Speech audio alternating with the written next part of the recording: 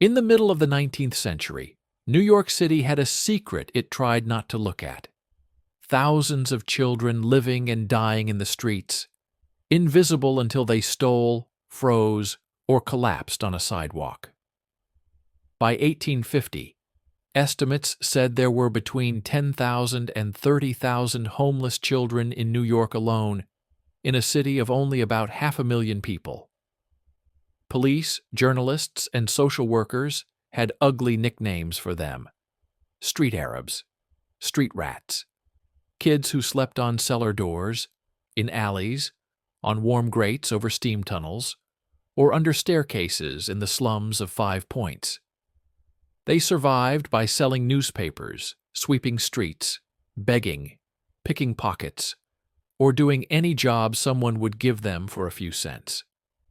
At night, the city was not kind to them. 5 Points, one of the worst slums in the world at the time, was a maze of tenements, bars, and brothels, with one of the highest murder rates on the planet. Gangs fought in the streets, drunks stumbled home, police avoided the alleys unless they had to go in. In that environment, a child without an adult to protect them was not just poor. They were prey. Some of these children were true orphans.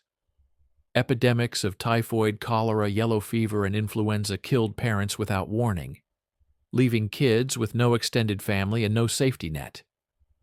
Others had parents who were alive, but too sick, too addicted, or too poor to feed them.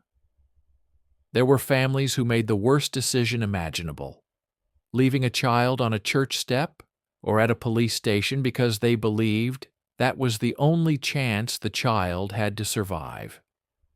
The options the city gave these children were brutal. They could end up in almshouses, thrown in with adult criminals, the mentally ill, and the dying. Or they could land in overcrowded orphan asylums, where food was scarce, discipline was harsh, and individual attention barely existed. Boys as young as 10 were expected to age out at 14 and fend for themselves. Girls were often pushed into domestic service.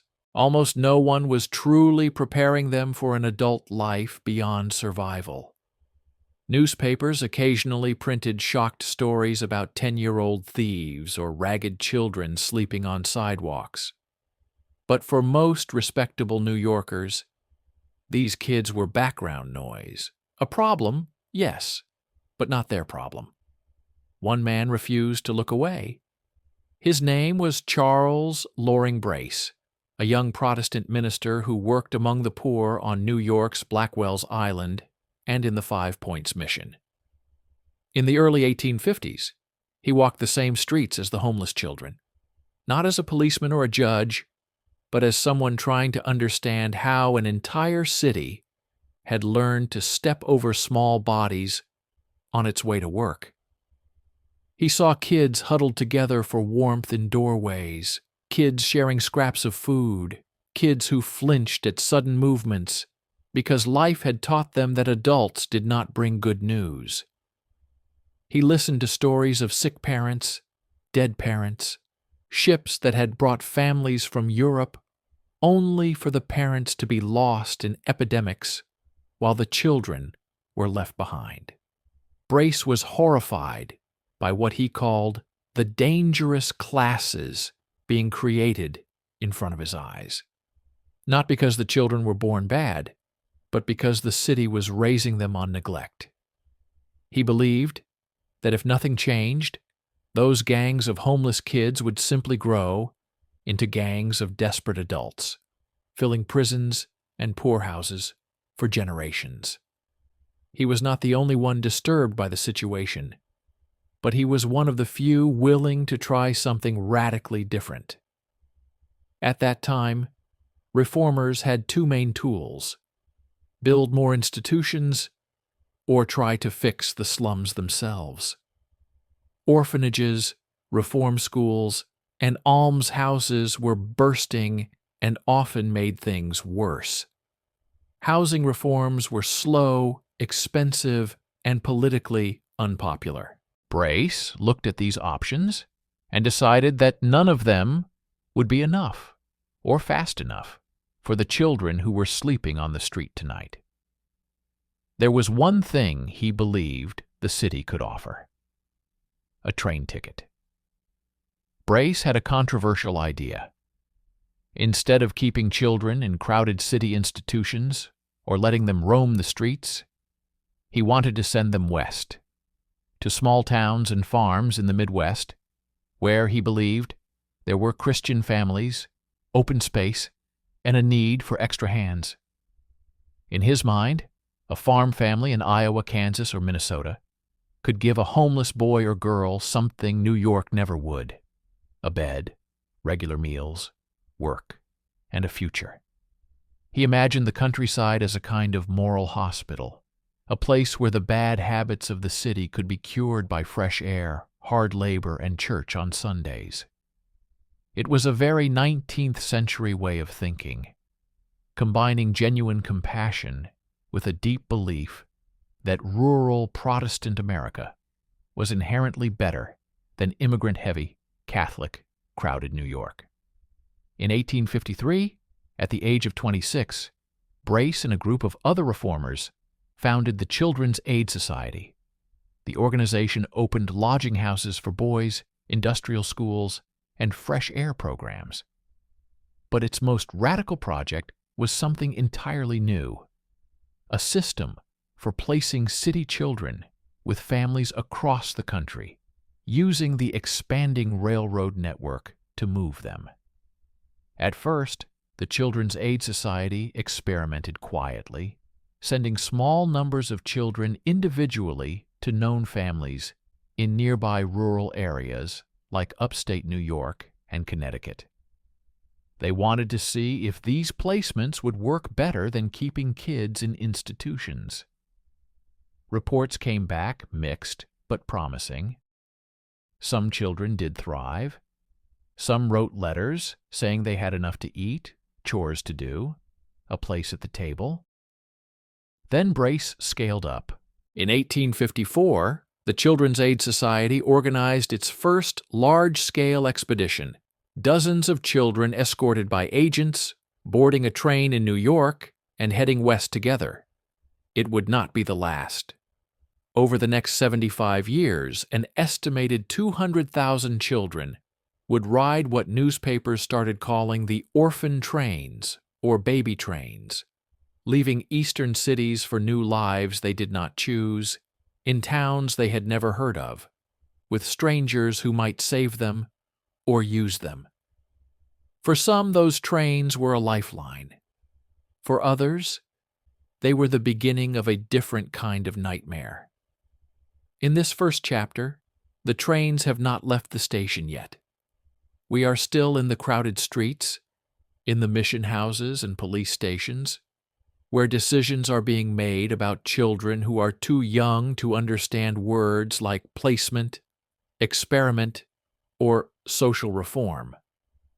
They only know that someone is about to put them on a train, tell them it is for their own good, and close the door behind them. The first time the children heard the word train, most of them did not really understand what it meant.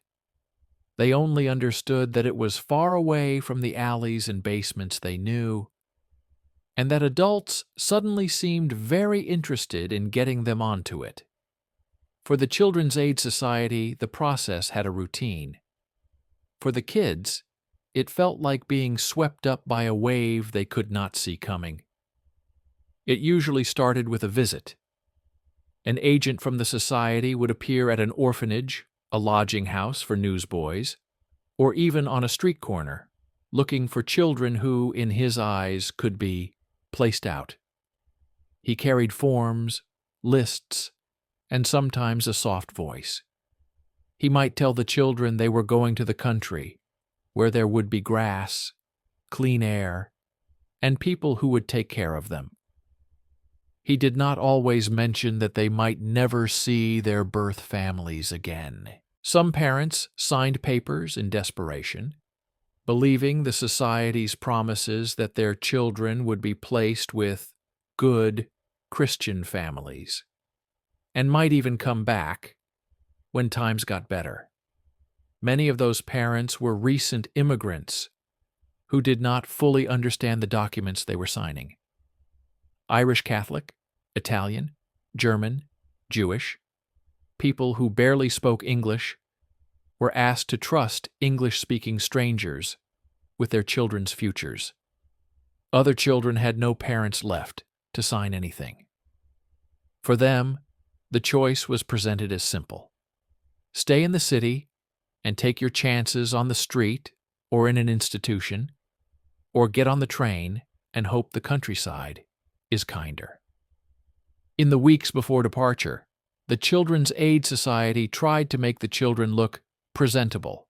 They cut hair, washed faces, patched clothes. In some cases, they gave every child a new suit or dress, a Bible, and a cardboard tag with a number and their name written on it. The tags would hang from coat buttons or be tied around necks like luggage labels. For a child of 6, 7, 8 years old, that tag was everything. It was their ticket, their identity, and their only guarantee that someone on the other end would know who they were supposed to be. On the day of departure, they gathered at the station. Imagine the scene. A group of 30, 40, sometimes as many as 100 children lined up on the platform of a New York railway terminal, clutching small bundles of clothes, trying not to lose their tags. Some were excited. They had heard stories that there would be horses and apple trees, and maybe even their own room.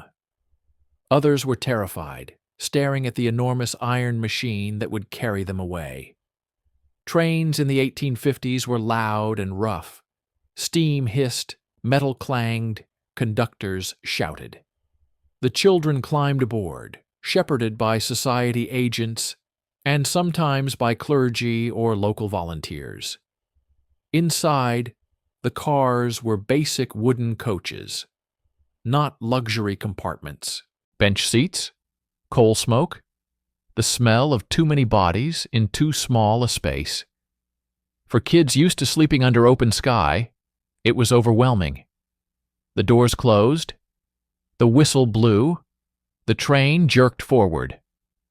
As New York blurred past the windows, some children pressed their faces to the glass, trying to catch one last glimpse of streets they might never see again.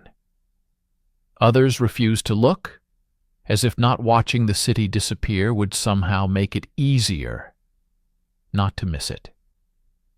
The society agents had their own script.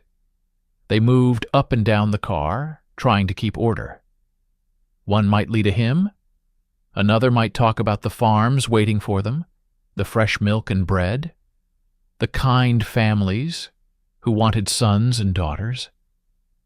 But between the songs and speeches, the reality of what was happening seeped through. Older children whispered questions to each other.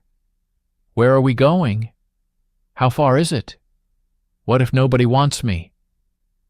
Younger ones clung to the nearest familiar person, even if they had only known them for a few weeks in an orphanage dormitory. Some children tried to act brave, making jokes. Others cried silently, their faces turned toward the window so no one would see. The journey could take days. Trains carried them through New Jersey, Pennsylvania, Ohio, and beyond. At each stop, station platforms were crowded with people staring up at the windows of the orphan cars.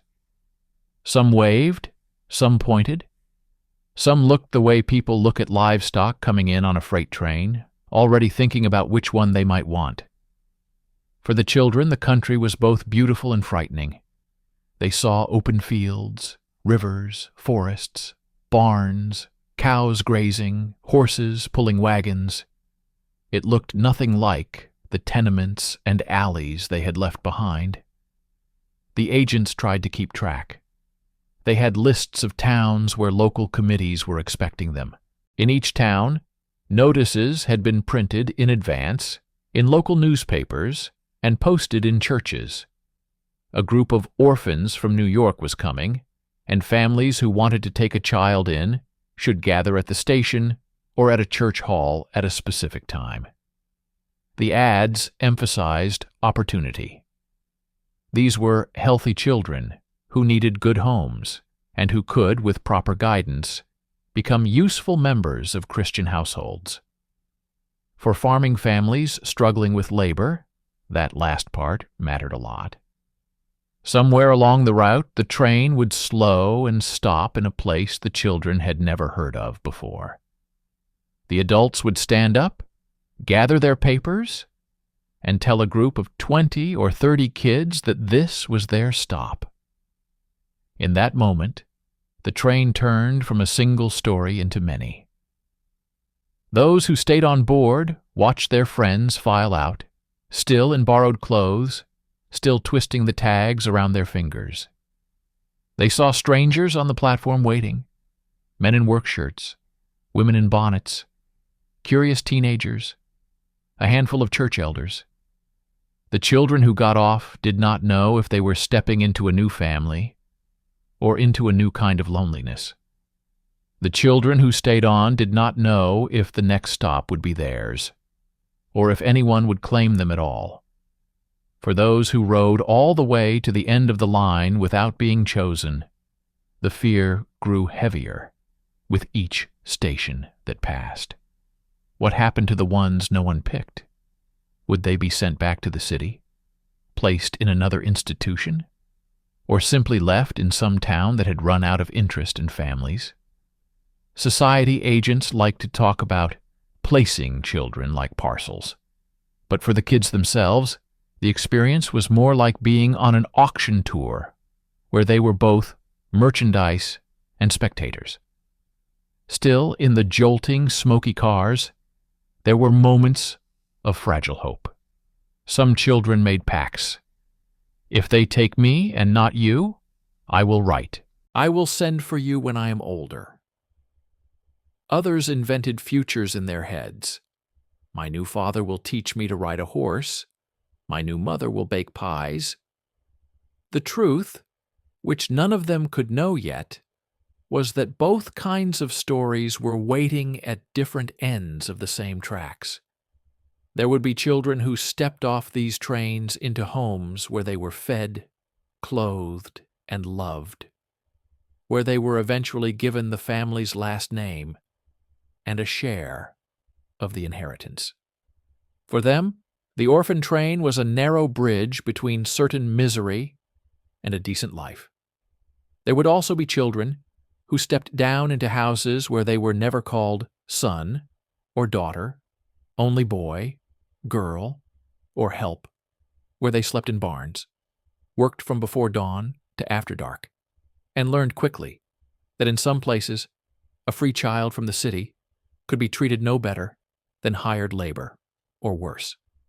For now, in this second chapter, the train is still moving. The children are still between worlds, their fate not yet decided. The stations are getting closer. The crowds are waiting. The tags around their necks flutter with every turn of the wheels, as if the paper itself were nervous about whose hands will take hold of it next. When the train finally stopped for real, no one told the children, "This is where your life will be decided." They just heard the brakes scream, felt the cars shudder, and saw the agent stand up with his clipboard. "Everyone with tags numbered 1 through 30, he called. "This is your station. Get your bundles. Stay together." Outside, the platform of the small Midwestern town was already crowded. Men in dark coats and work shirts, women in bonnets and plain dresses, a few teenagers hanging back, curious, a minister with a Bible, a local committee member with a list. They had read the notices in the newspaper, advertising the arrival of a group of New York orphans, and had come to see if one of those children could fill an empty place in their home, or an empty place in their barn. When the car door slid open, the first thing the children felt was the air. It smelled different from the city. Less smoke, more earth. Then came the sound. Not a constant roar of wagons and shouting, but scattered voices, the clop of hooves, a dog barking somewhere down the street. "Remember," the agent told them in a low voice, "stand straight, keep your hands clean, answer when spoken to. Be polite. Families here are looking for good children." He did not say what might happen to the ones who looked too weak, too small, too sick, or simply too foreign. They stepped down onto the platform, one by one, cardboard tags swinging from their coats. For a moment, the crowd only looked. It was a strange standoff. Rows of children trying not to tremble, and clusters of adults trying to decide what exactly they were looking at. Then the inspection began. In many towns, the children were lined up in a church hall, courthouse, or even on the platform itself, while local people walked along the row as if they were at a livestock auction. Men would ask, "How old is this one? Can he handle a plow? Has he ever milked a cow?" Women would look for girls big enough to help with washing, cooking, or younger children. Teeth were checked. Arms were squeezed to test muscle. More than one rider later remembered being turned around like a horse being evaluated for purchase. For some kids, this was unbearable. A boy of 10 might straighten his shoulders, trying to look older and stronger. A girl of 8 might smile too brightly, hoping someone would see her as cheerful rather than scared. Those who spoke with heavy Irish or Italian accents sometimes kept quiet on purpose, fearing that the wrong vowel would mark them as undesirable before they even had a chance. The local committee tried to impose some order. They had rules, at least on paper. Families were supposed to be members of a church, financially stable, and willing to treat the child as one of their own. They signed agreements promising to send the child to school, to provide clothing and food, and to allow the Children's Aid Society to check on them. But on the ground, far from New York, enforcement of those rules depended entirely on the people in the room. Some towns took the responsibility seriously. Others saw the event as a convenient way to get free labor. Imagine one scene that played out, with variations, in dozens of small towns. A farmer steps forward, eyes scanning the line, and stops at a boy whose hands are already calloused from street work. "How old are you?" 13, sir. You strong?" "Yes, sir." The farmer glances at his wife, who nods. They are short-handed. A son of their own died last year. Harvest is heavy. Another pair of hands would help. They tell the committee they will take him. The boy's tag number is written next to their name. He is led out of the line, heart pounding, not sure whether to feel lucky or terrified. A few children are chosen quickly. They look healthy, sturdy, useful. Others stand there longer, feeling more and more like leftovers on a shelf. One little girl, maybe 6 years old, clutches the hand of an older sister. A couple examines them and says, "They will take the older one, but not the younger." "We only need one," they say. The younger starts to cry. The agent intervenes, suggests they should not be separated. Sometimes this works. Sometimes it does not. There are documented cases of siblings torn apart on those platforms, watching each other leave in different wagons, never to meet again. The society's public narrative spoke of adoption. The legal reality was more complicated. In many states at that time, there was no formal adoption law. Children were placed by private agreement, sometimes as wards, sometimes as indentured until adulthood. On paper, they were to be treated like family. In practice, their status often hovered somewhere between child and farmhand. The emotional contrast could be brutal even within the same group. One boy might end up in a house where his new parents met him with clean clothes, a bed, and a new last name. They told him, "You are ours now. We cannot replace the child we lost, but we will do our best for you." They would enroll him in school in winter and let him work the fields in summer, the same as their biological sons. Another might ride out of town in the back of a wagon with a man who said very little except to ask, "Can you lift that?" Once at the farm, the boy would learn quickly whether he was expected to eat at the family table or in the kitchen, whether there was a mattress for him or a pile of straw in the barn. For the families, motivations varied. Some truly believed they were rescuing children from urban hell and giving them a chance at a better life. Others saw a chance to get cheap labor without the long-term obligation that came with having their own child. A few were outright predators, hiding cruelty behind church membership and polite manners at the station. Because the orphan train system relied heavily on local committees and rare follow-up visits, bad placements could go unnoticed for years. If a child ran away or was mistreated, there was often no quick way to report it. Letters might be intercepted. Complaints could be dismissed as ungratefulness. A kid who had nowhere else to go might decide that even a harsh farm was better than being sent back to the city slums. There were also moments that did not fit neatly into either success or tragedy. A girl might be taken in by a family that truly needed a daughter's hands in the house, someone to cook, clean, look after younger siblings. They would work her hard, perhaps harder than their own children, but also teach her to read, bring her to church, and speak of her as part of the household. Was she exploited? Saved? Both? Her answer might change depending on whether you asked her at 15 or at 75. Meanwhile, the children who were not chosen at a given stop went back onto the train.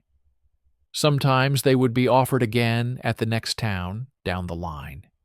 Sometimes they would be sent back east or diverted to another state where demand was higher. Being repeatedly passed over could leave scars deeper than any bruise. Writers later remembered thinking, "Am I so bad that no one wants me?" To the agents and committees, these events were placing out meetings. To the children, they were auditions for a role they did not know how to play, with the stakes set at survival. Publicly, local newspapers wrote glowing articles about little waifs finding good homes. They described the children as grateful, the townspeople as generous, the whole system as a triumph of Christian charity over urban misery. Those articles rarely mentioned the children who left those platforms in tears or the ones who did not leave at all. In this third chapter, the orphan train has done what it was designed to do: carry human lives from one world into another and lay them out in rows for judgment. Some are walking into real homes. Some are walking into hard labor and silent abuse. Some are walking into something in between, a gray area, where love and exploitation sit at the same table. The tragedy is not that every story ends badly. The tragedy is that no one boarding those trains knew which kind of story they were stepping into, and that the system itself treated that uncertainty as an acceptable cost. Some of the worst orphan train stories never made it into the glowing newspaper articles. They lived only in the memories of the children who were told, You are starting a new life now. A clean break is best. Take one boy as an example. His name in New York had been something long and Irish, but by the time he stepped off the train in a small town in Kansas, most adults around him just called him Tom, because it was easier to pronounce. He was 10. His tag said he was strong and willing. That was enough. A farmer and his wife signed the paper. They drove him out of town in a wagon, past fields of wheat and a white church, to a house that would be his world for the next 8 years.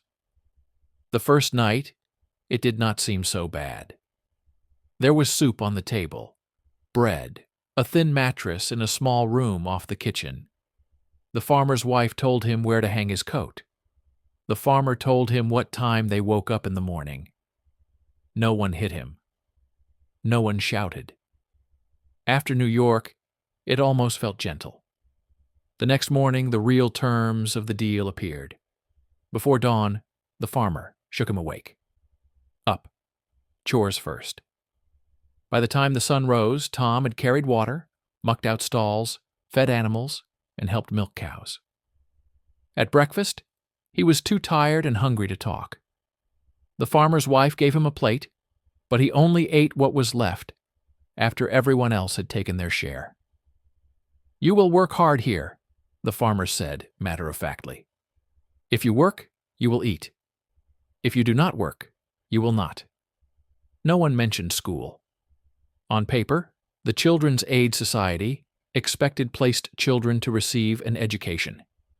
In reality, on many farms, school was a luxury that came second to harvests and weather. For Tom, school became something he saw other children walking to as he hauled buckets past them. When he asked about going, the farmer answered, "Maybe after the fall. We need you now." Fall turned into winter, winter into spring. The answer stayed the same. Discipline in that house was fast and physical. When Tom spilled milk, the farmer's hand flew across his face. When he was too slow with the hay, he was whipped with a strap. The beating was not a daily event, but it hung in the air as a constant threat. The message was clear. You are not a guest. You are here to work. If you do not meet expectations, your body will pay. In some homes, abuse went further. Historical accounts from orphan train riders describe being locked in cellars, forced to sleep in barns with animals, or subjected to sexual abuse by adults who knew the child had no one to tell and nowhere else to go. Girls were particularly vulnerable in isolated farmhouses, where a helpful neighbor or relative could become a predator behind closed doors. What made it worse was the silence built into the system.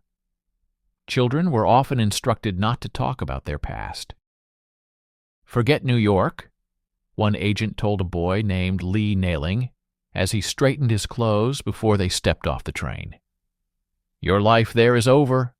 A clean break is best." For some, that meant erasing painful memories of poverty and neglect. For others, it meant losing the only sense of identity they had. If a child complained about mistreatment, the adults around them could easily frame it as ingratitude.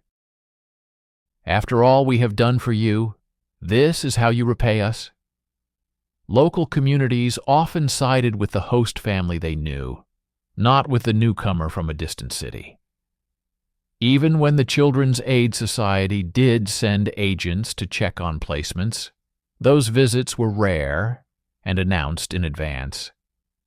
A family that knew an inspector was coming could rehearse a kinder version of their household. And yet, the picture was not uniformly black. That was part of the tragedy, too. In the next town over from Tom's, another boy from the same train might have been taken in by a married couple who had lost a son to illness. They put the new boy in their dead child's room, gave him his clothes, his school books, even his place at the table. They told neighbors, "This is our boy now." They took him to school in the winter and let him work in the fields alongside them in the summer. Years later, that boy might look back and say the orphan train saved him. Tom might tell the opposite story. This contrast fueled arguments that still continue. Was the orphan train movement a rescue mission or a slow-motion disaster? The answer depends entirely on whose memories you listen to. Opposition existed even at the time. Catholic leaders were outraged that many Irish Catholic and other immigrant children were being sent into overwhelmingly Protestant rural communities, where they were expected to attend Protestant churches and adopt the religious practices of their new families. They accused organizations like the Children's Aid Society of using charity as a cover for forced assimilation, stripping children of their language, faith, and culture in the name of saving them. Some local newspapers and officials also began to question the lack of oversight. An 1883 Chicago Tribune piece described how easy it was for almost any adult to sign a simple form and walk away with a child, with little investigation into their character or motives. Critics pointed out that the same rural communities that relied heavily on child labor were also the main recipients of train riders. It was hard to ignore the economic convenience. The language reformers used could be chilling. Reports and speeches sometimes referred to the children as material to be disposed of properly, as if they were a surplus product. Others talked about draining the city of its pauper children, sending them west like unwanted waste. Even when the intentions were not cruel, the metaphors betrayed a mindset. These were not just individual human beings. They were a social problem to be moved out of sight. For the writers themselves, the psychological damage could last a lifetime. Many spoke later about a deep sense of rootlessness, of never quite belonging anywhere. They were too country for the city, too city for the country, too Irish for some, too Americanized for others. Their names were changed, sometimes multiple times. Their original families were lost in the chaos of poor records and old addresses. Siblings spent decades looking for each other, sometimes finding out only at the end of their lives that they had lived just a few towns apart. Yet even among the most hurt, you sometimes hear a sentence that complicates the narrative. It was bad, but I might have died in New York. That is what makes the orphan train story so disturbing. It is not a simple tale of villains and victims. It is a system built on a mix of genuine compassion, naive optimism, class prejudice, and economic convenience. It saved some children from starvation and early death. It delivered others into years of quiet, unreported abuse. In this fourth chapter, the shine is gone. The sentimental newspaper sketches of smiling waifs in new clothes have been set aside. Here, the orphan train experiment is no longer an abstract social reform. It is a series of kitchen tables, barns, bedrooms, and fields where real children learned, day by day, what their particular ticket had cost, and what, if anything, it had given them in return. By the time the last orphan train left New York for Texas in 1929, the people who built the system were already admitting, out loud, that their great experiment was over. From 1854 to 1929, somewhere between 200,000 and 250,000 children had ridden those trains. Some found safety and love. Others found years of unpaid labor, violence, or silence. For decades, the country called it charity. In the end, history would call it something else. The beginning of American foster care, and a warning about what happens when you treat children as a problem to be shipped away. The orphan trains did not stop because the need disappeared. Poverty, illness, and family breakdown were still everywhere. What changed was the law, the economy, and the way Americans thought about responsibility for children. In the 1880s and 1890s, Western states started to push back. Officials in Michigan, Indiana, Illinois, Kansas, Minnesota, Missouri, and Nebraska passed laws that made it harder for out-of-state charities to bring in children without guarantees. Some required bonds to be posted so that local governments would not be stuck paying for kids who became public charges. Others simply banned placements across state lines unless strict conditions were met. At the same time, a new profession was emerging: social work. Instead of pastors and volunteers making decisions based on instinct and theology, trained caseworkers began arguing that the best place for most children was with their own families, if those families could be supported. Rather than shipping kids away, why not fight overcrowding, disease, and unemployment in the cities themselves? Settlement houses like Hull House in Chicago and other urban programs tried a different model. They offered food, classes, medical care, and legal help to immigrant families in their own neighborhoods. The message was the opposite of, "Send your child away for a better life." It was, "You and your children deserve a better life where you are." Economics also turned against the trains. The same Midwestern farms that had once clamored for extra hands to help with planting and harvest were changing. Mechanization reduced the need for child labor. The First World War and then the agricultural crises of the 1920s left many families struggling to feed the children they already had. Taking in another mouth, even a free one, no longer looked like a blessing.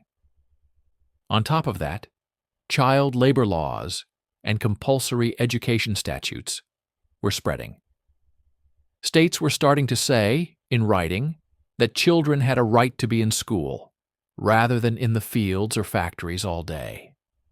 That made it harder to pretend that a 10-year-old ward working sunup to sundown on a farm was just part of normal family life. The final years of the movement were a slow winding down, not a sudden stop. The New York Foundling Hospital ended its out-of-state placing out program in 1927, shifting to in-state foster care instead.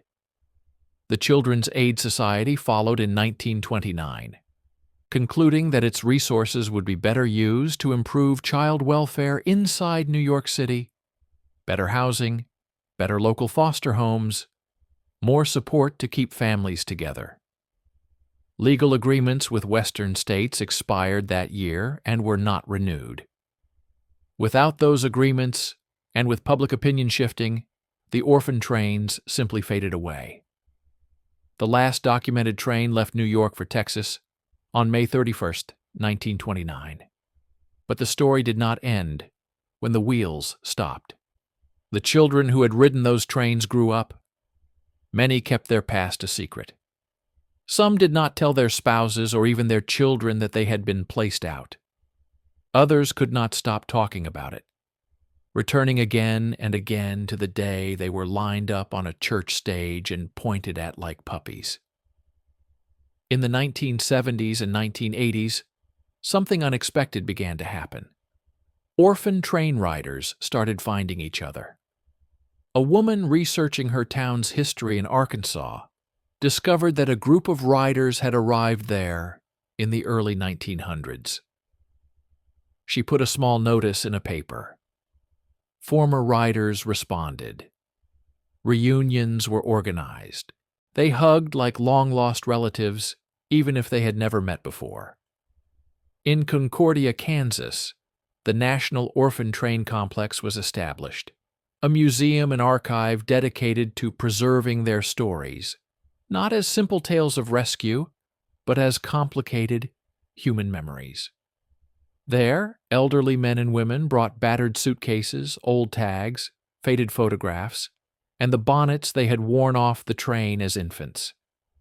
Some had lived over 100 years before, feeling ready to say out loud, "I was one of them." Their stories did not line up neatly. That is precisely what makes them powerful. One rider might stand at a microphone and say, "The orphan train saved my life. I would have died in New York. My parents in Kansas loved me as if I were their own." Another might follow and say, "They worked me like a hired hand. I never heard the word son. I still do not know my real last name." Historians and legal scholars today argue about the legacy. Some credit the Orphan Train Movement with forcing the United States to confront the idea that the state has a responsibility toward vulnerable children. They point out that out of this messy, often brutal experiment came modern concepts we now take for granted. Formal adoption laws, foster care standards, child abuse investigations, and the idea that a child's best interests should matter in court. Others counter that calling an experiment necessary ignores what it cost the subjects. They argue that moving hundreds of thousands of mostly immigrant children across the country without giving them legal status or a voice worked against recognizing children as rights-bearing human beings. In this view, the trains delayed rather than advanced true child protection by normalizing the idea that you could solve social problems by relocating the poor instead of empowering them. There is one more uncomfortable truth. Many of the conditions that produced the orphan trains, poverty, migration, overwhelmed cities, underfunded welfare systems, still exist today in different forms. Children are still moved across borders and state lines under the promise of better lives, sometimes for adoption, sometimes for labor, sometimes into systems that cannot properly track or protect them. The language has changed, but the risk of treating children as numbers, not as people, remains. When you visit the Orphan Train Museum in Kansas, you can see a life-size photograph of New York street children taken by reformer Jacob Riis around 1890. Kids sleeping on stone steps, curled around each other for warmth. Under it, there might be a small card with a writer's handwritten note. "This could have been me." Nearby, there is a display of reunion photos from the late 20th century. Gray-haired men and women smiling together, holding banners that say, "Orphan Train Riders." They joke, they cry, they compare scars, physical and emotional. Some have grandchildren and great-grandchildren with them, generations that would not exist without a ticket punched on a station platform long ago. So what do we do with a story like this? We can say honestly that the Orphan Train Movement was both a rescue and a tragedy. It rescued some children from immediate starvation and violence. It inflicted long-term wounds on others. It grew out of real compassion and deep prejudice at the same time.